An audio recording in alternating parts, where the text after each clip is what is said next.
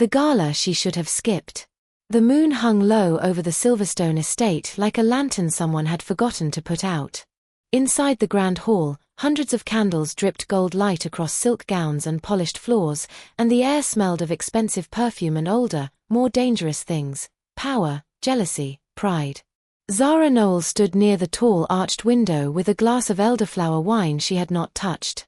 She had told herself, as she laced up her dusty blue dress, that she was coming for her cousin Lena's mating ceremony and nothing else. She had told herself she no longer cared what the Silverstone wolves thought of her. She had told herself many things over the past 2 years, and she had believed most of them, until tonight. Because Ethan Colt was here. She saw him before he saw her, and for one breathless moment she thought she might slip away through the side door and preserve what little dignity the evening still held. But her feet would not obey. They never did when it truly mattered. Words that cut like silver. "Well, I'll be." Ethan's voice carried that slow, deliberate warmth he used when he wanted an audience. He stopped directly in front of her, his dark jacket pressed to perfection, his smile spreading like a stain. Behind him, as always, trailed his new partner, Lady Vivienne, tall, golden-haired, wearing emerald silk that matched the sharpness in her eyes. Zara Noel. He said her name like it was a punchline. "Still no husband, I see." A ripple of quiet laughter moved through the small crowd gathering nearby. Zara felt heat crawl up her throat. "I'm here for Lena," she said softly. "Of course you are." Ethan tilted his head, his gaze moving over her simple dress with theatrical pity. 2 years, Zara. 2 full years since I released you, and you've still not managed to find a single wolf willing to claim you." He clicked his tongue. That must sting, even for someone with such limited expectations. Vivienne laughed behind her fan. "Perhaps she prefers the single life. Some omegas simply aren't built for belonging." The words were small, sharp, and perfectly aimed. Zara's wolf snarled somewhere deep inside her chest, but her voice had gone somewhere she could not reach it. She stood still as stone while the crowd's attention sharpened around her like teeth. "That," said a voice from behind her, low and calm and carrying an authority that silenced the entire room, "is quite enough." The king steps out of the shadows. The crowd parted. He was tall, startlingly tall, with the kind of stillness that predators have when they have already decided they will win. Dark hair fell to his jaw, and his eyes, when they found hers, were a silver so pale and bright they looked lit from within. He wore no crown, no ceremonial chain, nothing to mark his rank, and yet every wolf in the room had already dropped to one knee without being asked. Ethan's face turned the grey-white of old ash. "Alpha King." He scrambled down, his perfect composure finally cracking. We had no idea you would attend." "No." The king's silver gaze swept over Ethan with the faint curiosity one might give an insect. Then those pale eyes returned to Zara, and something shifted in them, something warm, deliberate, and unmistakably possessive.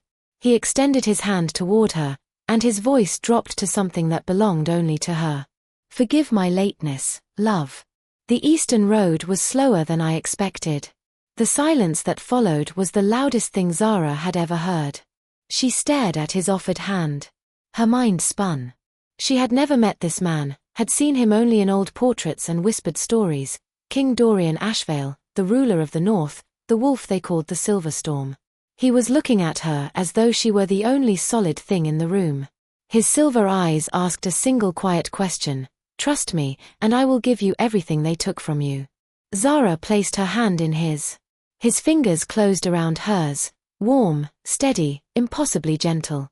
He drew her to his side as naturally as a river draws to the sea.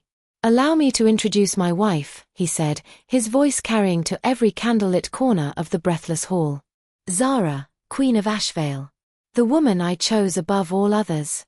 Behind them, Ethan made a sound like a man swallowing glass.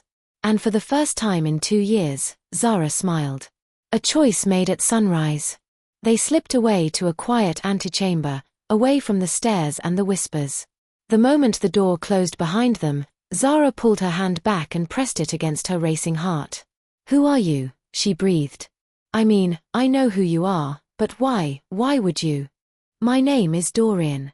He moved to the window, his massive frame dark against the moonlit glass. "And I owe you the truth, so let me give it plainly." He turned. His silver eyes were unreadable but not unkind. "I know who you are, Zara Noel. I know your home pack was scattered 2 years ago. I know Ethan Colt courted you for 4 months before rejecting you publicly at your own engagement ceremony, telling every wolf in Silverstone you were beneath him. I know you rebuilt your life from the pieces he left behind." A quiet pause. "I have been watching the survivors of your old pack for some time. You were always the most interesting one." "You mean the most pitiful," she said before she could stop herself. "I mean the most alive." Something in his voice made her chest ache. "There is a difference, even if no one has thought to tell you so." He reached into his jacket and produced a folded document, setting it on the window ledge between them. A marriage contract. Her name was already written beside his in clean, precise ink. 3 years, he said. A real contract, a real title, real protection. At the end, if you wish to leave, you may do so quietly, with resources enough to build whatever life you choose. If you wish to stay, he paused, that door will also be open. And tonight? That performance? Improvisation. The ghost of a smile crossed his hard features. I had not intended to announce anything. But when I walked into that hall and saw how they were treating you, I found I could not simply pass by. Zara looked at the contract for a long time. The candle on the ledge burned low between them. Outside, the moon was beginning its slow descent toward morning. "Why me?" she whispered. "There are 1,000 wolves who would want this.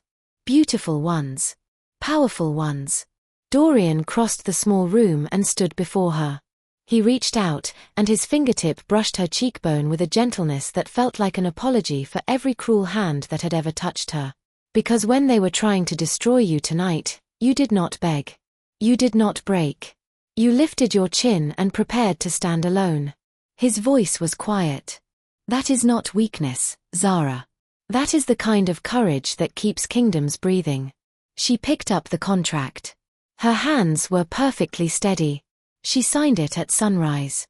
The journey north began before the dew had dried on the Silverstone grass, and with every mile that passed beneath the wheels of the carriage, Zara felt the life she had known grow smaller in the distance, until at last the black towers of Ashvale Keep rose against the winter sky like a crown made of night, and the future opened before her, enormous and unknown and terrifyingly, wonderfully hers, the keep that Cold built. Ashvale Keep was nothing like Zara had imagined. She had expected cold grandeur, endless stone corridors, silver banners, warriors who looked through her.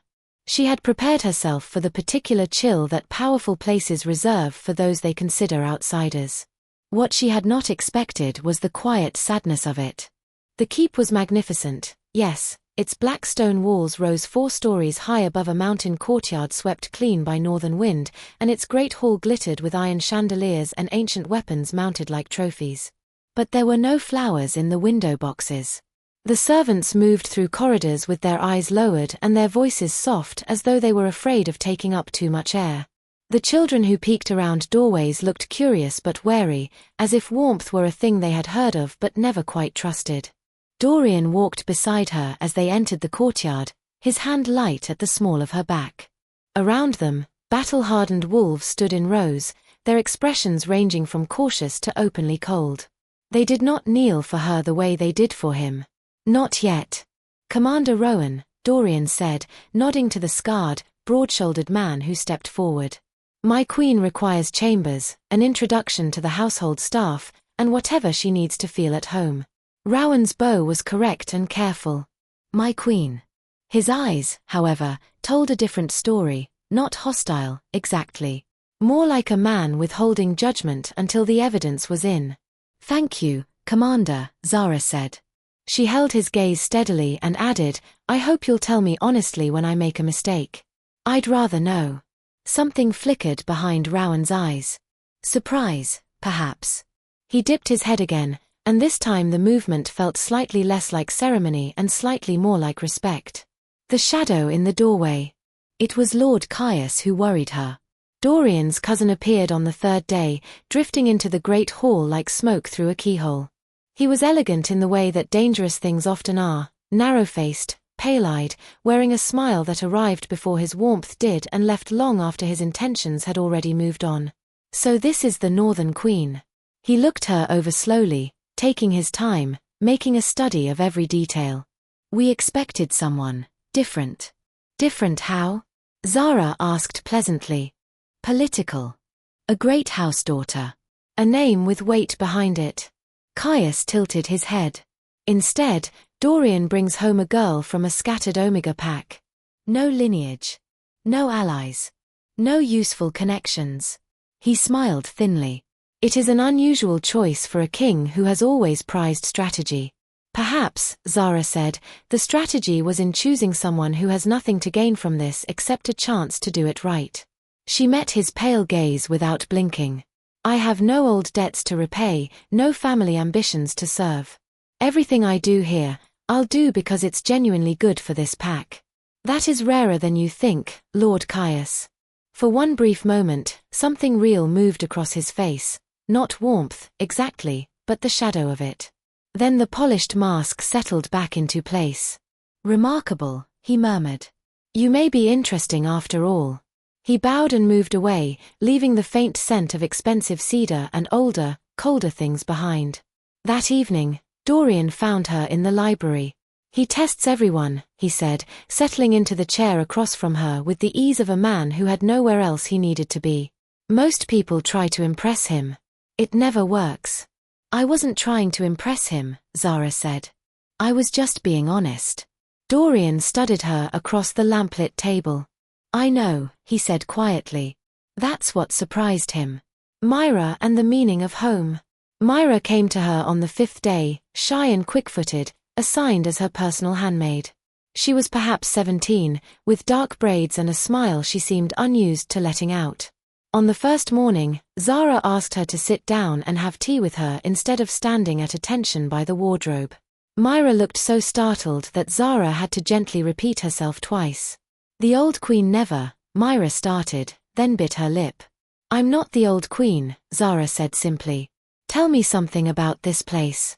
Something real, not the formal version. And slowly, over the following weeks, Myra told her. She told her about the children in the East Wing who had no teacher since the last tutor left. She told her about the older wolves whose aches went untreated because no healer had been appointed since the previous one retired. She told her about the festivals that had gone uncelebrated for 3 years because there had been no one to organize them and no one had wanted to bother the king with something so small. Zara began, quietly, to fix what she could. She found a retired healer in the lower village and asked if he would come back, and he agreed so quickly it nearly broke her heart. She sat with the children herself on rainy afternoons and read to them until she could find a proper teacher. She asked the oldest wolves for the recipes they remembered from the old festivals and had the kitchen staff prepare them one Sunday evening, for no occasion other than warmth. Word spread, as it always does in close places. Within a month, the servants no longer lowered their eyes when she passed them in the corridor. They nodded. Some of them smiled. The dinner that changed everything. It became a habit, dinner in Dorian's private study, twice a week. No courtiers. No formal settings. Just maps and wine and the easy back and forth of two people slowly learning the shape of each other. One evening, 3 months into her time at the keep, Zara looked up from a report she had been reviewing and found Dorian watching her with an expression she had not seen on him before. It was not the careful, measured look he gave his generals, nor the cold authority he wore for court. It was softer than that, and more dangerous. What? She asked. The Eastern Village asked specifically for you to attend the winter lighting ceremony next week. His voice was careful, as though he was feeling the edges of something that might cut him. Not for the Queen. For Zara. She felt warmth flood her face. I just helped them hang the lanterns last year. You gave them back something they had forgotten they were allowed to want, Dorian said. He set down his wine glass with the quiet deliberateness of a man making a decision. Zara. Her name in his voice sounded different than it did anywhere else. Warmer. More careful. I need to tell you something, he said. But I want you to know first, whatever you decide, the contract remains yours. Nothing I say tonight changes what you are owed. She set her own glass down. Tell me. I chose you, he said, before we ever met.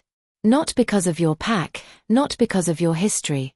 Because for 3 years I watched you survive things that would have ended lesser wolves, and you came out of every one of them more yourself than before. His silver eyes held hers without flinching. I told you in the antechamber that I needed someone real. The truth is I had already found her. I only needed her to choose me back. The fire crackled softly between them. Zara stood. She crossed the small space between their chairs, and when she reached him she placed her palm flat against his chest and felt his heart, steady, fast, and entirely undisguised. You should have said so sooner, she whispered. I was afraid, he admitted, which was the most remarkable thing she had ever heard the most powerful wolf in the north confess. His kiss, when it came, tasted like wood smoke and honesty and 3 months of carefully kept silence finally breaking open. Neither of them heard the storm beginning to build over the eastern mountains. Neither of them knew that somewhere in the territory of the Coltwood pack, Ethan Colt was sitting across a table from 3 very old wolves, unrolling a very old document and wearing a smile that had nothing warm in it at all. The letter that arrived with the dawn. Zara woke to an empty bed and a cold room. The sheets where Dorian had been were still faintly warm, but the door to the corridor was ajar, and through it came the low, urgent sound of male voices, too controlled, too careful, which meant something was wrong. Myra appeared in the doorway before Zara had finished dressing, her face pale and her dark braids slightly undone, as if she had hurried. My queen. The king asks for you in the war room immediately. Zara had never been summoned to the war room. In 3 months of palace life, that space had belonged to Dorian and his generals and the hard, bloodless language of strategy. The fact that he wanted her there now settled in her stomach like a stone. She chose a plain grey dress and flat boots, things she could move in, and walked through the cold stone corridors without letting herself run. The words on the scroll. The war room was carved from black granite and lit by iron torches that made every face in it look harder than usual. Dorian stood at the head of the great oak table. His silver eyes found her the moment she entered, and what she saw in them, the careful, leashed fury, made her step slow. Commander Rowan handed her a scroll. It was sealed in dark red wax and stamped with the crest of the Coltwood pack. She broke the seal. The letter was addressed to the Alpha King of Ashvale and signed by Ethan Colt, Alpha of Coltwood. It was not long, and it did not need to be. Its meaning was as blunt as a blade. He invoked the right of reclamation, an ancient pack law, older than most of the bloodlines in the room. He claimed that Zara's father had pledged her to Coltwood years before her engagement to Dorian, in exchange for the forgiveness of significant gambling debts. He had witnesses, 3 elders, who were prepared to testify under sacred oath. By the terms of the old law, if Dorian could not produce legal proof that the prior pledge was invalid, he must surrender her at the full moon. If he refused, the other packs would consider it an act of tyranny against the ancient code, and the coalition would move against Ashvale. The scroll dropped from her fingers and landed quietly on the stone floor. He can't, she whispered. That law hasn't been invoked in over a century. It was never repealed. Lord Caius spoke from the far corner, his voice carrying neither gloating nor sympathy, only the flat precision of someone used to thinking several moves ahead. And if he has 3 elder witnesses prepared to swear the pledge was made, the burden of proof falls to us, not him. Dorian looked at Zara with silver eyes that burned like a cold forge. Did your father ever, was there anything he might have signed in his name, without telling you? She thought of her father. She thought of the nights he came home late smelling of ale and poor decisions, muttering promises to creditors and quiet apologies to the ceiling.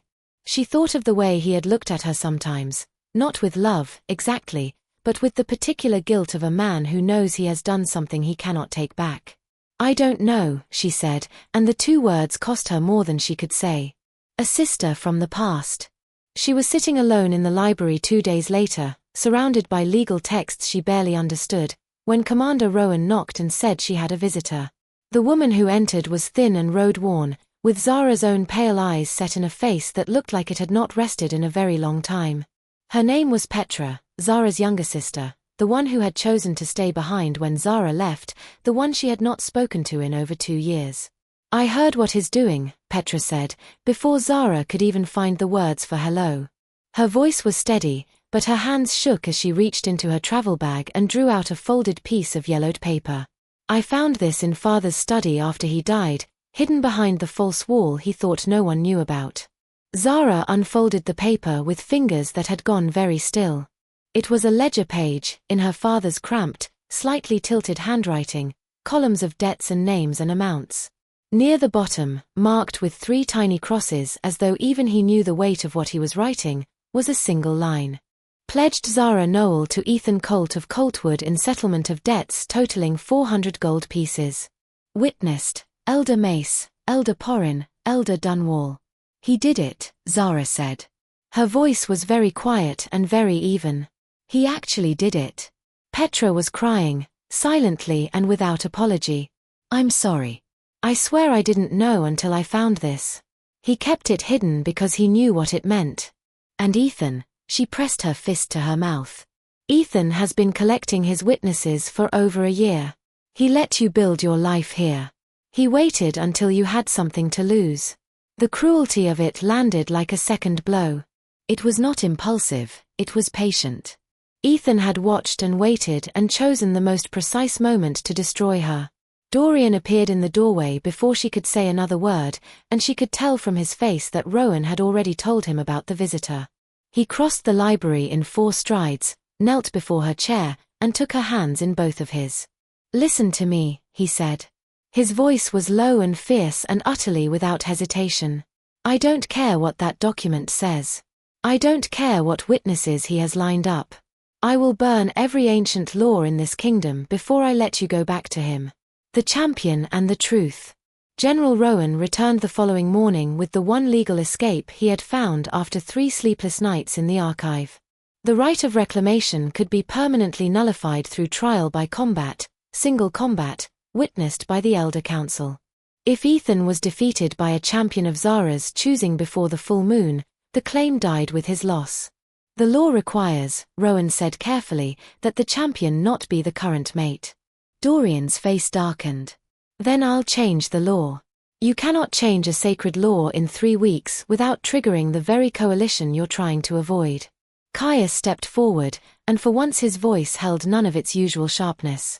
He looked, unexpectedly, like a man who had made a decision about something. There is, however, a provision the Coltwood Wolves may not know. A champion may be anyone who carries the Queen's formal token of trust, not necessarily her mate, but someone she has publicly named as her protector. He met Zara's eyes. If you named me, Caius said quietly, I would fight him. The silence in the library lasted a long time. Why? Zara asked. Caius looked briefly away, then back. Something in his face had shifted, the armor slightly down, the real person beneath slightly visible. Because I misjudged you when you arrived. I looked at what you came from instead of what you were. And I have spent the last 2 months watching you give this pack things no one thought to give it, including, he paused, my cousin, who has not smiled without grief in 3 years, until you. He bowed his head, just slightly. Allow me to correct my first impression, my queen. Zara looked at Dorian. He nodded, once, and the trust in that small gesture was worth more than any contract. There is something else you should know, Dorian said, after Caius had gone to begin preparing. He drew her to the window seat, and the afternoon light turned his silver eyes the color of the winter sky.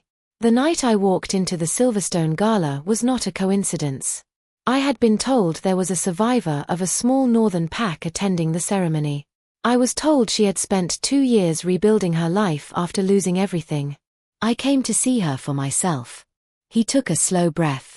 I had already read every report my scouts sent. I already knew your name. I already knew what had been done to you. You chose me before you ever saw me, Zara said slowly.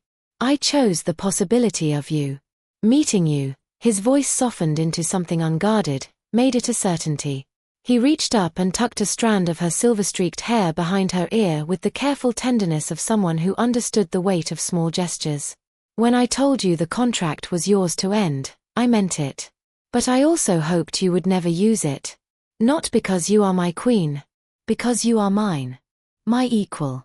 The person who walked into my broken, cold keep and taught it, without being asked, how to be a home again. Tears ran warm down her cheeks, and for once she did not try to stop them. "I'm not going anywhere," she said. "Good." He pulled her close, his arms steady around her, his heartbeat slow and sure against her temple. Outside, the wind swept across the mountain peaks, scattering the last of the autumn clouds. The moon was 3 weeks away. There was still a battle coming, still a debt to answer, still a past that had not finished trying to reclaim her. But standing here, held by a man who had chosen her before he knew her face, who had kneeled before her chair and said, "I will burn the world," who had looked at her brokenness not as a flaw but as proof of something rare, Zara felt, for the first time in her life, a peace so deep it had no flaw.